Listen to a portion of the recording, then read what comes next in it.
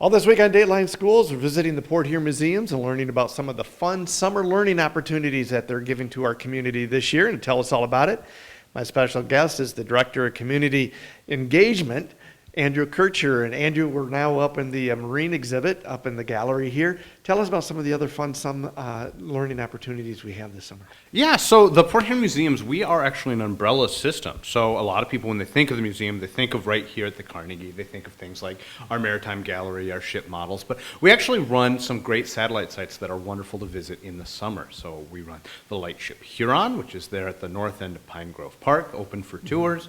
The Thomas Edison Depot, which is right underneath basically the Blue Water Bridge, so you can easily walk between those two. And then just a little bit further north than that, in conjunction with St. Clair County Parks and Recreation, we run the Fort Gratiot Light Station. So it's always a favorite. Hot days, today's a hot day when we're filming, so the air conditioning's nice, but it's also nice to be out and enjoy the breezes that are coming off of the wonderful blue water.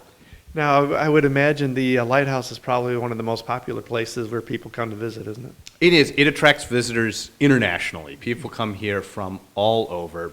There are lighthouse aficionados, lighthouse junkies who are just, itching to see so many of them. Michigan does have more lighthouses than any other state. And Fort Gratiot's number one, at least chronologically. It's number one to me in a lot of ways. But it's the very first one built, so it's Michigan's oldest. It's one of the few ones that you can actually climb to the top, go out on the gallery, so you can see why that would attract people from all over the state, all over the United States, and even other countries. And not only that, but you've got one of the oldest hospitals in Michigan there too, don't you? Yeah, so we're very lucky. There's the Fort Gratiot Post Hospital. That's something that we're really excited about. It's actually the oldest wooden structure in St. Clair County, and it's the only building left of the original Fort Gratiot. When people think about Fort Gratiot today, they think about like the municipality, like, oh, that's where Lowe's and Home Depot are up in Fort Gratiot. But there was an actual fort with soldiers, cannons, guns, rifles that were protecting the mouth of the river here. And that hospital is really the only remnant of the fort that you can still go and visit. We'll be back with more tomorrow.